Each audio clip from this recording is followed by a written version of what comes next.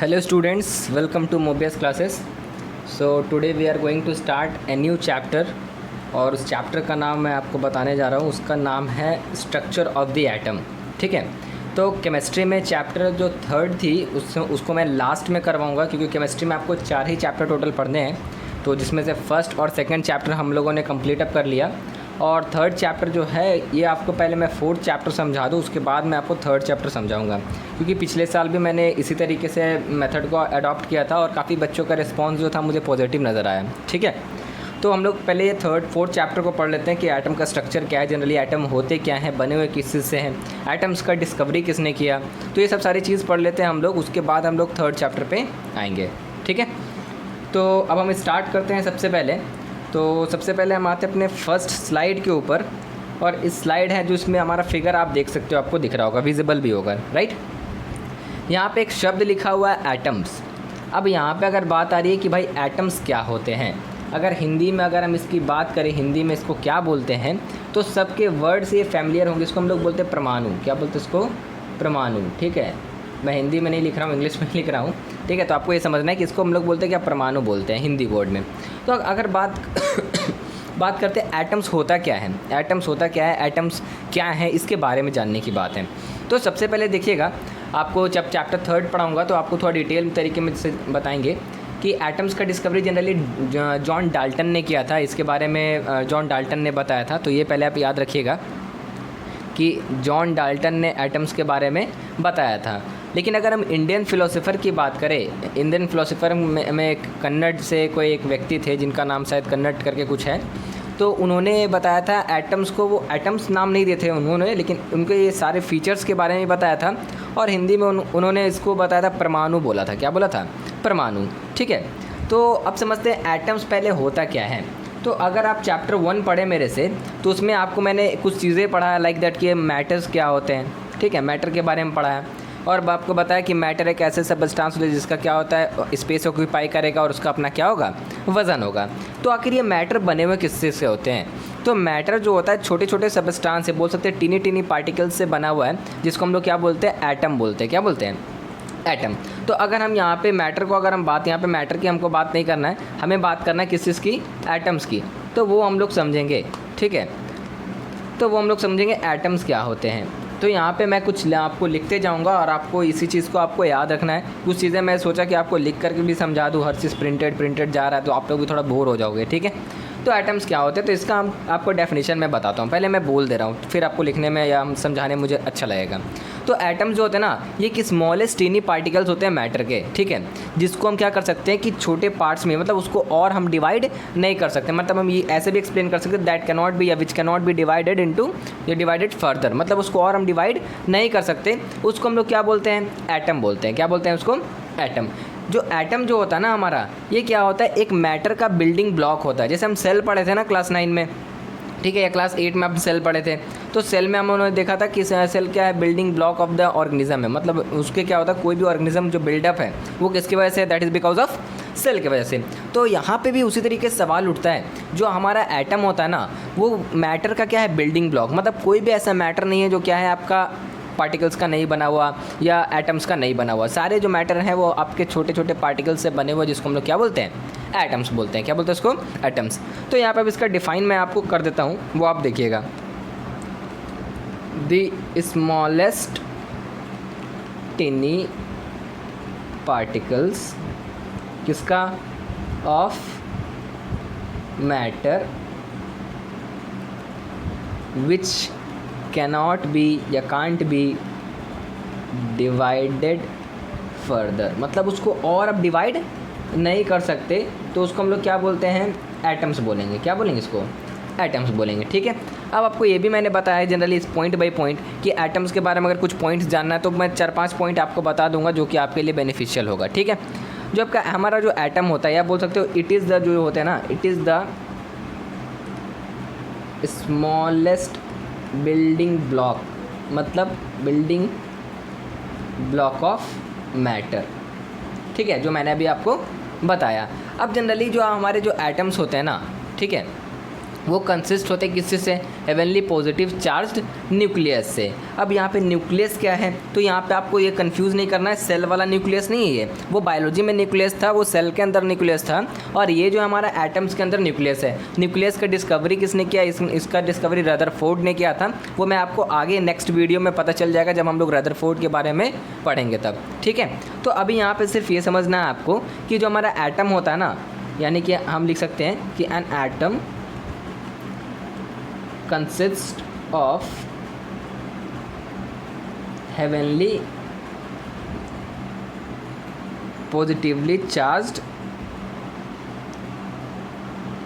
nucleus, ठीक है, positively charge nucleus. अब इसका थोड़ा सा आपको स्ट्रक्चर यहाँ पे समझाते हैं। देखो ये जो हमारे आपके ये सब जो दिख रहा है ना, ये सब सारे हैं इलेक्ट्रॉन्स। क्या है आप में इलेक्ट्रॉन्स, जो क्या करते हैं ऑर्बिट में क्या करते हैं, रिवॉल्व करता है। और जो सेंटर में दिख रहा है ना, ये हमारा न्यूक्लियस, क्या है ये हमारा न्यूक्लियस, ये जो है हमारा न्यूक्लियस है, ठीक है, ये हमारा न्यूक्लियस है जो कि सेंटर में होता है। और यहाँ पे आप बोल सकते हैं कि सेंटर में न्यूक्लियस जो कंसिस्ट करता है किससे से, आपका प्रोटॉन प्लस न्यूट्रॉन।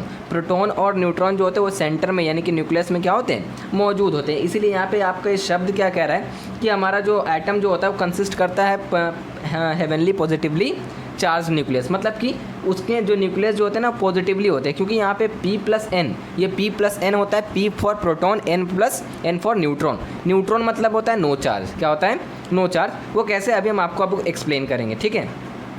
अब देखो इसके अंदर कुछ और भी अगर हम एक पॉइंट अगर आपको समझाना चाहें, ठीक है, तो ये देखेंगे कि जितना भी मास होता है एक एटम का अपना, जैसे कोई एटम है परमाणु है तो उसका अपना कुछ मास होगा, तो उसका मास जो रिसाइड करता है, हम बोल सकते हैं कंसंट्रेट करता है, कहाँ पे होता है, वो न्यूक्लियस में लाई करता है। मतलब कि एक एटम का जो होल मास जो होगा वो कहाँ पे रिसाइड करेगा, कहाँ पे पाया जाएगा, उसके न्यूक्लियस में पाया जाएगा, ठीक है। तो इसको लिख सकते हैं इस तरीके से, the whole mass of an atom is concentrated in the nucleus, मतलब लाइज इन दी न्यूक्लियस। सारा कहाँ पे पाए जाते हैं, न्यूक्लियस के अंदर। अब देखो इसके बारे में कुछ और पॉइंट्स, जैसे कि आपको फिगर में मैंने दिखाया, यहाँ पे आप देख सकते हो फिगर में मैंने दिखाया कि इलेक्ट्रॉन्स जो होते हैं एक एटम में वो क्या करते हैं, उनके चारों ओर, न्यूक्लियस के चारों ओर क्या करते हैं, रिवॉल्व करते रहते हैं एक पर्टिकुलर ऑर्बिट में, एक पर्टिकुलर पाथ में, जिसको हम लोग बोलते हैं ऑर्बिट्स बोलते हैं, या इस चीज़ को हम लोग एनर्जी लेवल भी बोलते हैं। क्या बोलते हैं इसको, एनर्जी लेवल, या इसी को हम लोग क्या बोल सकते हैं, ऑर्बिट्स। क्या कह सकते हैं, ऑर्बिट्स। मतलब एक पाथ में क्या करते हैं, न्यूक्लियस के चारों ओर क्या लगाते हैं, चक्कर लगाते रहते हैं। इसको हम लोग क्या बोलते हैं, ये हमारा इलेक्ट्रॉन। और जिस पाथ में क्या करते हैं, वो न्यूक्लियस की ओर चारों ओर चक्कर लगाते हैं, उस पाथ को हम लोग क्या बोलते हैं, एनर्जी लेवल, या उसी को हम लोग क्या बोलते हैं, ऑर्बिट्स बोलते हैं। क्या बोलते हैं उसको, ऑर्बिट्स, ठीक है। तो इस चीज़ को भी आप यहाँ पे पॉइंट में मेंशन कर लीजिएगा, ठीक है। The electrons in an atom revolve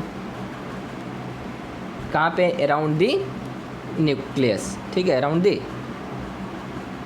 nucleus, कहाँ पे, in a definite path, एक definite path पे क्या करते हैं, वो उसमें सराउंड करते हैं, तो उसको हम लोग क्या बोलते हैं, ऑर्बिट्स। क्या बोलते हैं उसको, ऑर्बिट्स। या इसी को हम बात करें तो क्या बोलेंगे, एनर्जी लेवल। क्या बोलेंगे उसको, एनर्जी लेवल। तो ये बात चलो भाई हमें समझ में आ गई। तो ये सारे कुछ आपके पॉइंट्स थे आपके एटम्स के बारे में। एक और पॉइंट्स मैं यहाँ पे ऐड अप करना चाहता हूँ, या आपको क्लास 8 में ही बताए थे कि एटम इतना छोटा होता है कि इसको हम लोग जनरली अपने नेकेड आई से भूल ही जाइए, इसको हम क्या कर सकते हैं, एक नॉर्मल माइक्रोस्कोप से भी हम क्या कर सकते हैं, नहीं देख सकते हैं। तो इसको देखने के लिए एक एडवांस्ड किस्म का माइक्रोस्कोप आता है, या इसको हम लोग क्या बोलते हैं, स्कैनिंग टनलिंग माइक्रोस्कोप। तो इसको इस तरीके से लिख सकते हैं, इट कैन बी व्यूड, या इट इज़, रुकिए पहले, it is visible under high microscope called, कौन सा माइक्रोस्कोप था वो, STM, जिसका फुल फॉर्म था scanning tunnelling microscope, scanning tunnelling microscope. अब हमारा जो एटम है ना, वो जनरली 3 सब पार्टिकल्स का बना हुआ है। वो 3 सब पार्टिकल्स क्या हैं, एक है हमारा प्रोटॉन, दूसरा हमारा इलेक्ट्रॉन, और तीसरा हमारा क्या है, न्यूट्रॉन। तो अब उसके बारे में हम डिटेल तरीके से समझते हैं। तो आपको उम्मीद करते हैं ये वाला स्लाइड में आपको सारा कुछ समझ में आया होगा। जनरली स्लाइड में तो सिर्फ फिगर था मेंशन, बाकी जो सारा चीज़ मुझे समझाना था वो मैंने क्या किया है, पॉइंट्स के जरिए मैंने लिख के आपको समझा दिया। ठीक है, अब हम चलते हैं अपने नेक्स्ट स्लाइड के ऊपर। अब आता है charged particles in a matter.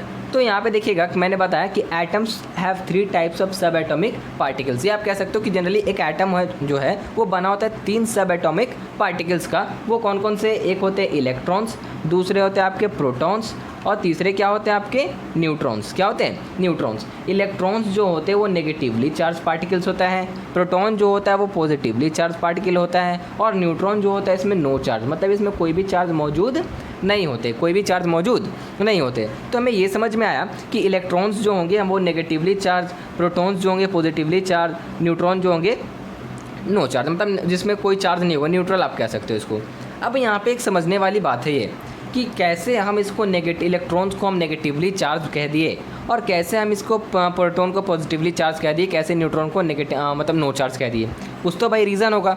अब जो भी साइंटिस्ट ने इसका डिस्कवरी किया था तो ऐसा तो नहीं कि सिर्फ उन्होंने देखा और देख करके उन्होंने नामांकन कर दिया कि भाई ये तो इलेक्ट्रॉन हो गया, ये तो प्रोटॉन हो गया और ये तो न्यूट्रॉन हो गया।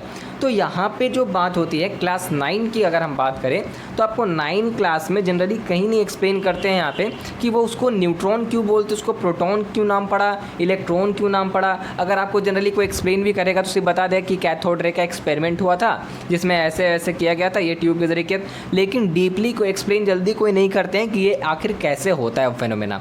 तो इसीलिए हमारा सिलेबस ऑलरेडी बहुत ही अच्छे तरीके से चल रहा है। 2 चैप्टर हम लोग कवर अप कर चुके हैं। हम लोग नेक्स्ट चैप्टर की ओर, मतलब 3rd चैप्टर जो कि 4th चैप्टर हम लोग ले रहे हैं, तो ये हमारा 3rd चैप्टर हम समझ एक तरह से हम लोग स्टार्ट किए हुए हैं। तो इसमें हम लोग समझेंगे कि कैसे, तो वीडियो को जितना ज़्यादा मतलब कंटेंट जितना कम ले और उसको जितना इलाबरेट करके आपको समझा सके उतना इलाबरेट करके आपको समझाएंगे।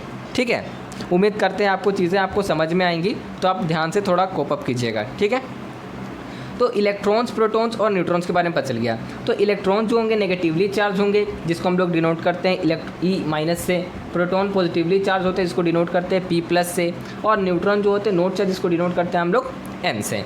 ठीक है, अब देखो यहाँ पे ये इलेक्ट्रॉन का जो चार्ज कुछ अपना, अगर कोई सब्सटेंस है, कोई पार्टिकल्स है, तो उसका अपना कोई चार्ज होता है, अपना कोई उसका मास होता है। ठीक है, तो अगर हम बात करें इलेक्ट्रॉन की चार्ज की तो ये आपको रिमेंबर करना होगा, याद करना होगा। इलेक्ट्रॉन का जो चार्ज होता है -1.6 × 10⁻⁻19 कूलम्ब, ये आपका चार्ज होता है किसका? इलेक्ट्रॉन का। C फॉर कूलम्ब, ये इसका SI यूनिट है। क्या है आपका? SI unit. ठीक है, और प्रोटॉन जो होता है वो आपका होता है पॉजिटिवली चार्ज जिसका चार्ज का वैल्यू होता है +1.6 × 10⁻⁻19 कूलम्ब। ठीक है, और एक आता है आपका न्यूट्रॉन जिसको हम लोग क्या बोलते हैं? नो चार्ज, क्योंकि मैं पहले ही मेंशन कर दी कि भाई न्यूट्रॉन में कोई चार्ज होता नहीं है। ठीक है, अब आते हैं इसके साथ इसके मास के बारे में। तो यहाँ पे जो मैंने मेंशन करके रखा है वो इसका मास है। क्या इसका? मास। कि इसका मास कितना होता है, यानी कि वेट कितना होता है। तो देखो इसका इलेक्ट्रॉन का होता है 9.11 × 10⁻31 kg। ठीक है, 31 kg ये आपका होता है किसका? आपका होता है ये आपका इलेक्ट्रॉन का। प्रोटॉन का होता है आपका 1.67 × 10⁻27 kg। उसके साथ आपका ये न्यूट्रॉन का होता है 1.67 × 10⁻27 kg। तो आपको एक चीज़ समझ में आया होगा कि ये हमारा न्यूट्रॉन और जो हमारा प्रोटॉन है, ठीक है, वो हमारा क्या है? दोनों का मास क्या है? सिमिलर है। क्या है हमारा? सिमिलर, मतलब दोनों का मास लगभग क्या हम ये देख सकते हो यहाँ पे बराबर होता है। ठीक है, तो यहाँ पे इसीलिए जो सेंटर में होता है ना, तो नंबर ऑफ प्रोटॉन्स कह सकते हो, या आप इसको इस तरीके से लिख सकते हो यहाँ पे, mass of proton is equal to the mass of neutron. ठीक है, कि मास ऑफ प्रोटॉन जो होगा वो बराबर होगा किसका? आपका मास ऑफ न्यूट्रॉन के। ठीक है, ये बात समझ में आई आपको? चलिए अब यहाँ पे देखते हैं कि इलेक्ट्रॉन्स का डिस्कवरी किसने किया, प्रोटॉन्स का डिस्कवरी किसने किया और न्यूट्रॉन का डिस्कवरी किसने किया। फिर हम लोग स्टार्ट करेंगे अपना जनरली इलेक्ट्रॉन्स की डिस्कवरी के बारे में डीप से, कि इलेक्ट्रॉन का डिस्कवरी किस तरीके से हुआ था। राइट, अब आते हैं तो डिस्कवरी ऑफ सब एटॉमिक पार्टिकल्स। तो सबसे पहले देखना है इन 1900 जे थॉमसन, ठीक है, जे थॉमसन ने क्या किया था? डिस्कवर्ड किया था किसका? The presence of negatively charge particles called electrons in the atom. तो हमें ये चीज़ समझ में आया कि इलेक्ट्रॉन्स का जो डिस्कवरी है, ठीक है, इलेक्ट्रॉन्स का जो डिस्कवरी है वो किसने किया था? हमारे जे थॉमसन ने। किसने? जे थॉमसन ने। और अगर हम बात करें प्रोटॉन की, ठीक है, प्रोटॉन्स का डिस्कवरी किसने किया था? हम देख सकते हैं यहाँ पे ये हमारा देखिएगा ई गोल्डस्टीन, किसने किया था? ई गोल्डस्टीन, जिसको हम लोग अर्नेस्ट गोल्डस्टीन कहते हैं, ठीक है, अर्नेस्ट गोल्डस्टीन। और आता है हमारा एक आता है न्यूट्रॉन, क्या आता है हमारा? न्यूट्रॉन, जिसका डिस्कवरी किसने किया था? James Chadwick. किसने किया था? James Chadwick. शायद इनका ईयर था 1932, देखिए मेंशन ही होगा यहाँ पे, ठीक है, हाँ 1932 में क्या किए थे कि इन्होंने डिस्कवरी किया था। तो यहाँ पे देखो आप, अगर आप आपको कंटेंट के हिसाब से समझाएं तो यहाँ पे सिंपली मेंशन किया होगा कि नेगेटिवली चार्ज पार्टिकल्स का डिस्कवरी इलेक्ट्रॉन्स का किया गया था एक एटम के अंदर। कैसे किया गया? ज़्यादा से ज़्यादा आपको यहाँ पे एक्सप्लेन कोई कर देंगे कि ये आपका कैथोड रे एक्सपेरिमेंट के ज़रिए किया गया था, ठीक है। बहुत सारे बुक में आपको ये भी लिखा हुआ मिल जाएगा कि कैथोड रे एक्सपेरिमेंट के ज़रिए किया गया था। लेकिन अगर हम बात पूछे, अगर क्वेश्चन अराइज होता है कि कैसे, हाउ, किस तरीके से कैथोड रे एक्सपेरिमेंट के ज़रिए इलेक्ट्रॉन का डिस्कवरी हुआ था, तो वो समझने वाली बात है। तो वो चलिए आइए हम अपने स्लाइड में देखते हैं। आपको उम्मीद है कि ये तीनों आपको समझ में आएगा कि इलेक्ट्रॉन्स का नाम याद रखेगा। इलेक्ट्रॉन्स का डिस्कवरी जे थॉमसन 1900, ठीक है। प्रोटॉन का डिस्कवरी अर्नेस्ट गोल्डस्टीन, कितना में आपका 1886। और न्यूट्रॉन का discovery James Chadwick in the year 1932, ठीक है। तो ये तीन चीज़ कम से कम आपको ज़रूर याद रखना है, मेंशन करके रखिएगा कहीं पे भी। और हम लोग अब आगे देखेंगे, ठीक है। अब आते हैं हम सबसे पहले नेक्स्ट के बाद, क्या है हमारा, हाँ, इलेक्ट्रॉन का डिस्कवरी। तो इलेक्ट्रॉन का डिस्कवरी कैसे हुआ वो अब हम लोग समझेंगे इसको ध्यान से, ठीक है। तो अब हम लोग आते हैं इसके ऊपर, हाँ। तो अब हम इसके बारे में समझते हैं। तो डिस्कवरी ऑफ इलेक्ट्रॉन की अगर हम बात करें तो आपको पहले ये तो हम इतने देर में आप समझ गए होंगे कि इलेक्ट्रॉन्स क्या होते हैं। भाई हमें तो इतने देर से पढ़ रहे थे तो इलेक्ट्रॉन्स के बारे में पता चला कि इलेक्ट्रॉन्स एक ऐसे सब पार्टिकल्स हैं एटम्स के, जो कि प्रोटॉन और न्यूट्रॉन के साथ मिलकर के एक एटम्स को कंस्टिट्यूट करते हैं। और हम ये भी जानते हैं कि कोई भी चीज़ जो हम देख रहे हैं अपने अर्थ पे या हम अपने आमने सामने, वो सारा चीज़ जो बना हुआ है किसका? एक एटम का बना हुआ है, ठीक है। तो एक एटम का, या हम बोल सकते हैं कि जो इलेक्ट्रॉन्स की बात करें तो ये हमारे लिए बहुत मेजर चीज़ है, क्योंकि इसका डिस्कवरी होने के कारण आज एक एटम्स के बारे में हम पढ़ पा रहे हैं कि क्या है नहीं है, और इलेक्ट्रॉन्स के बारे में भी जान पा रहे हैं कि इलेक्ट्रॉन्स क्या है, उसके फीचर्स के बारे में अभी हम लोग देखेंगे कि कैसे ये डिस्कवर हुआ।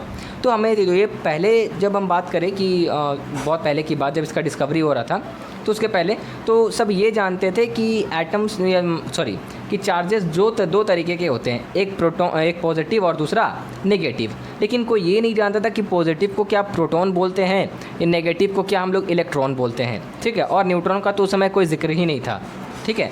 तो जैसे जैसे डेवलप होते गए, साइंटिस्ट लोगों ने क्या किया, इसका डिस्कवरी किया और इसके बारे में हमें पता चला कि आखिर में एक्चुअली में ये क्या है, ठीक है। तो आज हम लोग जनरली जो देखेंगे डिस्कवरी ऑफ इलेक्ट्रॉन्स के बारे में, कि इलेक्ट्रॉन का डिस्कवरी किसने हुआ, कैसे हुआ। तो इसका सेटअप हम थोड़ा सा देख लेते हैं। ये आपको फिगर दिख रहा होगा, ठीक है, फिगर दिख रहा होगा आपको। तो जनरली ये जो हमारा क्या है, ये जो हमारा एक ग्लास ट्यूब है, क्या है ये आपका ग्लास ट्यूब। फिगर पहले पॉइंट आउट कर दें, ये है हमारा ग्लास ट्यूब, ठीक है। ये ग्लास ट्यूब है और ये जो देख रहे हैं इसको हम लोग बोलते हैं क्या, वैक्यूम पंप। क्या बोलते हैं इसको? वैक्यूम पंप, ठीक है। ये वैक्यूम पंप क्या करता है, ये इसके अंदर के एयर प्रेशर को, या बोलते हैं गैस के प्रेशर को कम करने के लिए क्या करता है, इस्तेमाल किया जाता है, ठीक है। यानी कि वैक्यूम पंप का काम क्या होता है कि एयर प्रेशर को या गैस के प्रेशर को रिड्यूस करने के लिए इस्तेमाल किया जाता है, ठीक है। समझ में आ रहा होगा बात। यहाँ पे ये हमारा जो है हाई वोल्टेज बैटरी, जिसको हम लोग बोलते हैं, इसको एक पॉजिटिव, बड़ा वाला पॉजिटिव और ये वाला नेगेटिव, ठीक है, नेगेटिव। तो यहाँ पे अब देखिएगा, ये जो आपके जो रॉड दिख रहे हैं ये वाले, ठीक है, इसको हम लोग बोलते हैं क्या, इस रॉड को हम लोग बोलते हैं क्या, जनरली बोलते हैं इलेक्ट्रोड्स। क्या बोलते हैं उसको? इलेक्ट्रोड्स। तो एक जो होता है हमारा कैथोड और दूसरा क्या होता है हमारा एनोड। तो कौन सा एनोड होगा, कौन सा कैथोड होगा? तो आपको पता था कि हमने बताया था कि कैथोड जो होता है जनरली वो नेगेटिवली चार्ज पार्टिकल होता है और एनोड जो होता है हमारा पॉजिटिव चार्ज होता है, ठीक है। तो यहाँ पे देखिएगा, ये हमारा माइनस वाला जो हमारा बैटरी से जो कनेक्टेड है, ये हमारा किससे है? कैथोड से। ये वाला हमारा कौन क्या चीज़ हो गया? कैथोड हो गया, ठीक है। और ये वाला हमारा क्या चीज़ हो गया? ये हमारा एनोड हो गया। क्या हो गया? ये एनोड हो गया, ठीक है। अब यहाँ पे क्या करते हैं कि यहाँ पे लो प्रेशर गैस को यहाँ पे फिल कर लेते हैं, लो प्रेशर गैस को हम यहाँ पे फिल कर लेते हैं, ठीक है। अब समझना है कि यहाँ पे, अब देखिएगा यहाँ पे हम करंट, इस तरीके से एक सेटअप तैयार हो गया हमारा, ठीक है, सेटअप तैयार हो गया। अब यहाँ पे क्या करते हैं कि यहाँ पे एक एमीटर को लगा देते हैं। ये एमीटर क्या होता है वो समझ लो।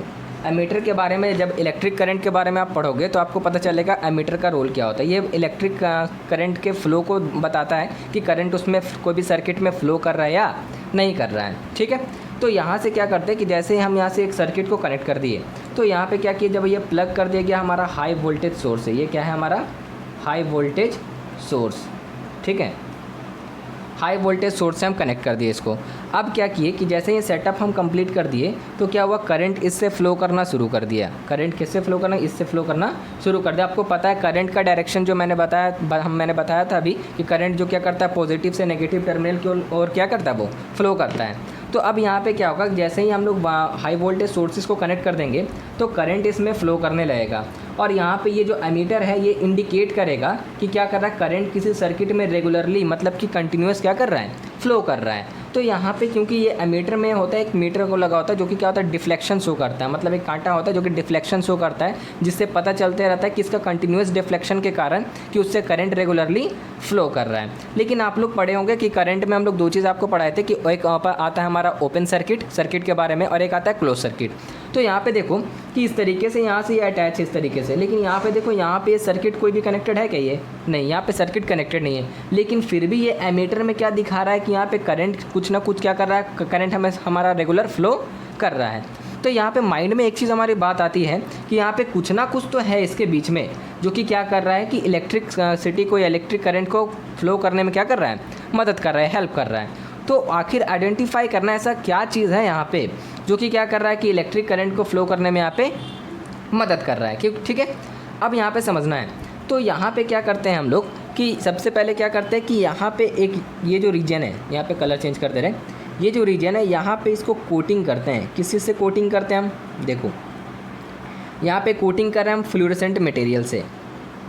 Fluorescent material, what is fluorescent material? Fluorescent देखिएगा, CFL का फुल फॉर्म जानते हैं, कॉम्पैक्ट फ्लोरेसेंट लैंप बोलते हैं। फ्लोरेसेंट मटेरियल होता है जिसको शाइन करता है, जिस पर अगर कोई भी चीज़ स्ट्राइक होता है तो ठीक है, शाइन करता है, चमकता है।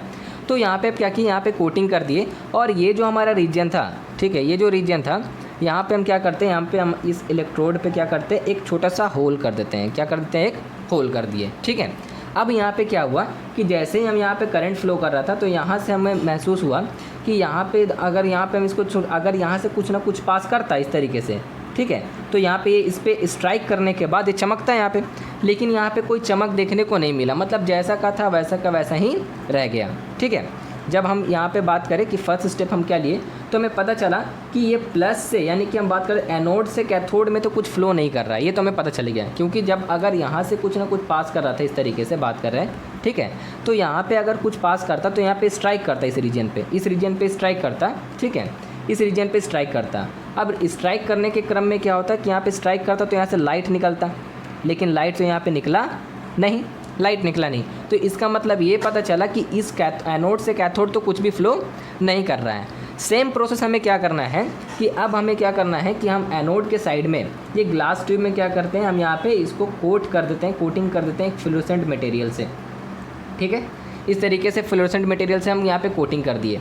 अब यहाँ पे क्या करना है, जो मैंने होल यहाँ पे बनाया था उसको, ये होल को हमें कहाँ पे बना देना है, अब यहाँ पे बना देना है, एक छोटा सा होल क्रिएट कर देना है इस तरीके से। ठीक है, अब छोटे से होल क्रिएट कर दिए तो यहाँ पे हमें ये देखने को मिलेगा कि यहाँ पे क्या होगा कि यहाँ पे हमें दिखाई देगा कि कुछ लाइन यहाँ से जो पास हो रहा है, और यहाँ पे जो हमारा रीजन ये वाला जनरली क्या कर रहा है, ग्लो कर रहा है। क्या कर रहा है, ग्लो कर रहा है। येलो कलर का लाइट हमारे यहाँ पे शो हो रहा है। इसका मतलब क्या कंक्लूड हुआ कि इस डायरेक्शन में कुछ ना कुछ फ्लो कर रहा है, मतलब कैथोड से एनोड में कुछ ना कुछ फ्लो कर रहा है, जिसके वजह से यहाँ से ये पास हुआ और ये फ्लोरेसेंट मटेरियल से स्ट्राइक होने के बाद वहाँ से लाइट इमिट करने लगा, यानी कि लाइट वहाँ से ग्लो करने लगा। तो हमें ये तो पता चला कि यहाँ से कि कैथोड से एनोड की तरफ कुछ ना कुछ फ्लो कर रहा था।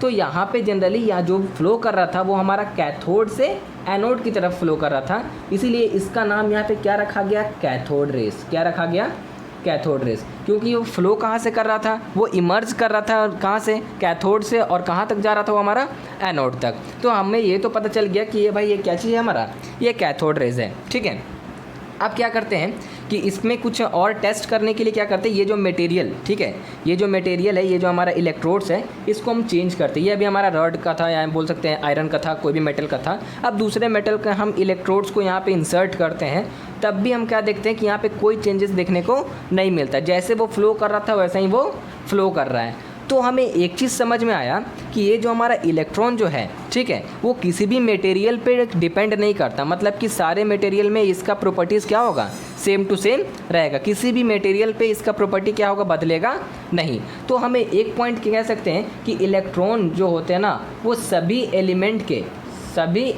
के बेसिक कंस्टिट्यूएंट होते हैं। क्या होते हैं वो, बेसिक कंस्टिट्यूएंट, ठीक है। सारे एलिमेंट्स के ये बेसिक कंस्टिट्यूएंट होते हैं, ठीक है। अब देखो इसके कुछ और प्रॉपर्टीज़ है, कैथोड रेज को और प्रॉपर्टीज़ के बारे में जानते हैं कि अब इसका नाम इलेक्ट्रॉन क्यों पड़ा, ठीक है। जनरली ये कैथोड जो होता है हमारा नेगेटिव चार्ज, और ये फ्लो कर रहा है नेगेटिव से पॉजिटिव चार्ज की ओर, ठीक है। तो यहाँ पे क्या करते हैं, इस रीजन के ऊपर यहाँ पे हम क्या करते हैं कि मैग्नेटिक फील्ड यहाँ पे प्रोड्यूस कर देते हैं। यहाँ पे पॉजिटिव चार्ज रख देते हैं, या बोलते हैं इलेक्ट्रिक फील्ड। यहाँ पे पॉजिटिव चार्ज का प्लेट रख देते हैं, और यहाँ पे हम नेगेटिव चार्ज का प्लेट रख देते हैं। क्यों, अब देखो यहाँ पे ये बात समझना, वीडियो को 2 बार समझिएगा, देखिएगा, क्योंकि बहुत ही इंपॉर्टेंट चीज़ है ये। और ये आपको 9th क्लास में तो ये कोई आपको बताने नहीं जा रहा है, ये तो मैम क्लियर है, ठीक है। तो यहाँ पे आप सुनिएगा फिर से। तो यहाँ पे हम 2 चार्ज पुट किए, एक हमारा नेगेटिव चार्ज और एक हमारा पॉजिटिव चार्ज। अब इसका रोल क्या है, ये क्या इफेक्ट डालेगा इस पर, वो समझते हैं। आप पढ़े होंगे कि लाइक चार्जेस जो होता है वो क्या करता है, रिपेल करता है एक दूसरे को। क्या करता है वो, रिपेल करता है। और अनलाइक चार्जेस क्या करता है, एक दूसरे को अट्रैक्ट करता है। क्या करता है वो, अट्रैक्ट करता है। ये तो हम पढ़े हुए हैं। अब आ जाओ इस फिगर पे। तो जब यहाँ पे हम क्या करेंगे, पॉजिटिव चार्ज रखेंगे, तो ये हमारा जो ये कैथोड रे इस तरीके से फ्लो कर रहा था, ठीक है। कैथोड रे जो फ्लो कर रहा था वो क्या करेगा इस तरीके से, या ये आपका पॉजिटिव चार्ज के कारण यहाँ पे इसमें डिफ्लेक्शन शो देखने को मिलेगा। मतलब डिफ्लेक्शन के कारण ये क्या होगा कि इस तरीके से बेंड कर जाएगा, किसकी तरफ, ये आपका पॉजिटिव चार्ज की तरफ, ठीक है। तो हमें एक चीज़ समझ में आया कि भाई ये पॉजिटिव चार्ज की तरफ अट्रैक्ट हो रहा है, मतलब ये कौन सा चार्ज होना चाहिए जो फ्लो हो रहा है, नेगेटिव चार्ज। कौन सा चार्ज, नेगेटिव चार्ज। क्योंकि नेगेटिव और पॉजिटिव क्या करते हैं, आपस में क्या करते हैं, अट्रैक्ट करते हैं। क्या करते हैं, अट्रैक्ट करते हैं। क्योंकि हम जानते हैं कि चार्जेस जब भी होते हैं, एग्जिस्ट करते हैं, तो पेयर्स में होते हैं। और चार्जेस जो नेगेटिव और पॉजिटिव जो होता है वो एक दूसरे को क्या करता है, अट्रैक्ट करता है। क्या करता है, अट्रैक्ट करता है। तो हमें ये समझ में आया कि अगर हम कोई मैग्नेटिक फील्ड यहाँ पे, इलेक्ट्रिक फील्ड यहाँ पे जनरेट कर दें, तो ये पॉजिटिव चार्ज के कारण इसका जो जनरली कैथोड रे का जो डायरेक्शन है उसमें डिफ्लेक्शन देखने को मिलता है। यानी कि वो पॉजिटिव चार्ज की तरफ क्या हो जाएंगे, अट्रैक्ट हो जाएंगे। तो हमें ये पता चला कि कैथोड रे जो जनरली होते हैं वो क्या होते हैं, हमारे नेगेटिव होते हैं। क्या होते हैं, नेगेटिवली चार्ज्ड होते हैं। ऐसे जनरली कैथोड रे जो होता है, यानी कि इलेक्ट्रॉन जो होता है, अगर कोई मैग्नेटिक फील्ड ना हो, मतलब ये सब ना हो, तो वो स्ट्रेट लाइन में क्या करेंगे, ट्रैवल करेंगे, ठीक है, स्ट्रेट लाइन में ट्रैवल करेंगे। लेकिन अगर वहाँ पे हम मैग्नेटिक फील्ड या इलेक्ट्रिक फील्ड जनरेट कर देते हैं या प्लेस कर देते हैं, तो उसके चार्ज में क्या होगा, डिफ्लेक्शन देखने को हमको मिलेगा, ठीक है। तो ये था हमारा डिस्कवरी ऑफ इलेक्ट्रॉन के बारे में। और इससे पता चला कि ये जो हमारा जो फ्लो कर रहा है वो कैथोड रे, वो कैसा, हमारा नेगेटिव चार्ज, और इसी का नाम क्या पड़ गया, हमारा इलेक्ट्रॉन पड़ गया। क्या पड़ गया, इलेक्ट्रॉन। तो उम्मीद करते हैं आपको ये इलेक्ट्रॉन वाला केस आपको समझ में आया होगा कि ये क्यों हुआ, कैसे हुआ, किस लिए हुआ, ठीक है। तो ये डिस्कवरी जो थी हमारे किसकी थी, जे थॉमसन की थी। किसकी थी, जे थॉमसन की। तो इसके बाद कुछ प्रॉपर्टीज़ भी इसके मिले हैं कि क्या क्या प्रॉपर्टीज़ है। तो वो प्रॉपर्टीज़ मैं आपको लिखा देता हूँ ताकि आपको पढ़ने में या समझने में आसानी हो, ठीक है। या आप अगर चाहो तो PDF में भी मैं मेंशन कर दूंगा। तो पहली प्रॉपर्टीज़ क्या मिली इसकी देख के, कि कैथोड रेज जो होते हैं ना, वो स्टार्ट करते हैं कहाँ से, कैथोड से, और मूव करते हैं कहाँ पे, एनोड की तरफ। तो आप लिख सकते हो कि दी कैथोड रेस, ये आपको मेंशन करना है, ठीक है, आपको ये लिखना है, इसीलिए मैं यहाँ पे लिख रहा हूँ इतना मेहनत करके। कहाँ से स्टार्ट करता है या ओरिजिनेट करता है, फ्रॉम कैथोड, और कहाँ पे मूव करता है, मूव टुवर्ड्स एनोड, ठीक है। सेकेंड पॉइंट इसमें हम क्या देख सकते हैं कि ये जो रेज होते हैं ये विजिबल नहीं होते। अगर विजिबल होते तो वहीं पे दिख जाता ना, वो लो प्रेशर गैस में तो दिख जाता हमें, लेकिन वहाँ पे दिखा नहीं, वहाँ पे हमें फ्लूरेसेंट मटेरियल लगाना पड़ा। तो हम कह सकते हैं कि यहाँ पे ये जो रेज होते हैं, दीज रेज जो होते हैं जनरली नॉट विजिबल होते हैं। These rays are not visible, लेकिन इनका जो बिहेवियर था, जो डिफ्लेक्शन वाला, ठीक है, can be observe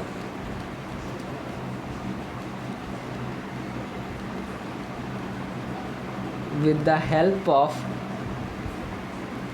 certain kind of fluorescent materials। ठीक है, वो फ्लोरेसेंट मटेरियल्स के कारण क्या किए, हमें पता चला है इनमें कि वो स्ट्राइक करने पे क्या कर रहा है, वो ग्लो कर रहा है। क्या कर रहा है? Materials glow which glow when hit by them. जैसे ही क्या करता है, उससे स्ट्राइक करता है तो क्या करता है, या हिट या स्ट्राइक बाय देम, ये भी लिख सकते हो। चलो, ये चीज़ तो समझ में आया। फिर नेक्स्ट पॉइंट में आपके हम क्या मेंशन कर सकते हैं इसमें, थर्ड पॉइंट में, कि ये जनरली क्या करते हैं in the absence of electric field और मैग्नेटिक फील्ड। इलेक्ट्रिक फील्ड और मैग्नेटिक फील्ड के एब्सेंस में ये स्ट्रेट लाइन में ट्रैवल करते हैं। In the absence of electric field and magnetic field they travel in a straight line. They travel in a straight line. ठीक है, next point हम ये भी आपको उसमें देख सकते हो, थर्ड पॉइंट हमें समझ में आ गया। और आप फोर्थ पॉइंट में हम ये भी देख सकते हो कि ये नेगेटिवली चार्ज जब हम मैग्नेटिक फील्ड यहाँ पे इलेक्ट्रिक फील्ड जनरेट कर देते हैं तो इसके कारण क्या करता है, वो पॉजिटिव चार्ज की तरफ क्या कर जाता है, हमारा अट्रैक्ट कर देता है। तो इसका मतलब हम कह सकते हैं कि वो जो हमारा क्या है, हमारा इलेक्ट्रॉन्स है। क्या वो इलेक्ट्रॉन्स है। ठीक है, तो आप अगर हम इसमें ये भी देखो, एक पॉइंट ये देख सकते हो बहुत ही ज़्यादा इंपॉर्टेंट है कि ये जो कैथोड रेस का कैरेक्टरिस्टिक्स क्या है, कि तो द कैथोड रेस इस तरीके से लिख सकते हैं हम लोग, ये क्या करता है, डजनिंट, ठीक है, डिपेंड नहीं करता था ना किसी मटेरियल पर, doesn't depend upon the material of electrodes. किस चीज़ का इलेक्ट्रोड्स बना वो उस पर डिपेंड नहीं करता है, मटेरियल ऑफ इलेक्ट्रोड्स। आप गैस भी अगर चेंज कर दोगे ना वहाँ पे लो प्रेशर गैस में, and the nature of gas, ये भी लिख दो कि नेचर ऑफ गैस पे भी वो डिपेंड नहीं करता है। ठीक है, सारे के लिए वो क्या है, हमारा सेम रहेगा। क्या रहेगा, सेम रहेगा। ठीक है, तो यहाँ पे एक फिफ्थ पॉइंट और स्पेस नहीं बच रहा, फिफ्थ पॉइंट यहाँ पे लिख दे रहे हैं, तो इससे हमें कंक्लूड होकर के पता चला। ठीक है, फोर्थ पॉइंट पता चला हमारा कि इलेक्ट्रॉन्स जो होते हैं ना वो बेसिक कंस्टिट्यूएंट होते हैं। Electrons are the basic constituent of all the atoms. सारे एटम्स का ये बेसिक कंस्टिट्यूएंट होता है। ठीक है, तो उम्मीद करते हैं आपको चीज़ें समझ में आई होंगी और अच्छे से समझ में आई होंगी। तो एक बार वीडियो को दोबारा करके आप सुन लीजिएगा। ठीक है, बहुत ही इंपॉर्टेंट चीज़ है।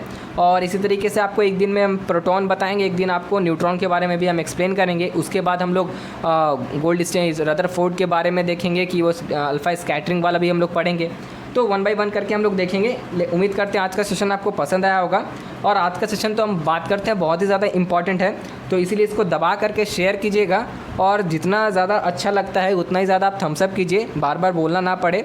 आप ही लोग के लिए वीडियो बन रहा है तो अच्छा लगता है तो यूट्यूब पे थम्स अप का बटन आता है, उस पर थम्स अप पे क्लिक कीजिए और अपने फ्रेंड सर्किल में कम से कम शेयर कीजिए। ये मत सोचिए कि भाई इसको ज़्यादा कुछ मिल जाएगा, इसको ज़्यादा ज्ञान मिल जाएगा, नहीं, सबको दीजिए ताकि सब वो लोग भी समझ पाएँ कि आखिर में ये इलेक्ट्रॉन्स का डिस्कवरी कैसे हुआ था। ठीक है, तो तब तक के लिए bye, take care, have a good day. उम्मीद करते हैं आपको सेशन अच्छा लगा होगा और होमवर्क थोड़ी देर में मैं भेज दूँगा, तो आप क्या कीजिएगा, उसे बना लीजिएगा। ठीक है, तब तक के लिए बाय, टेक केयर।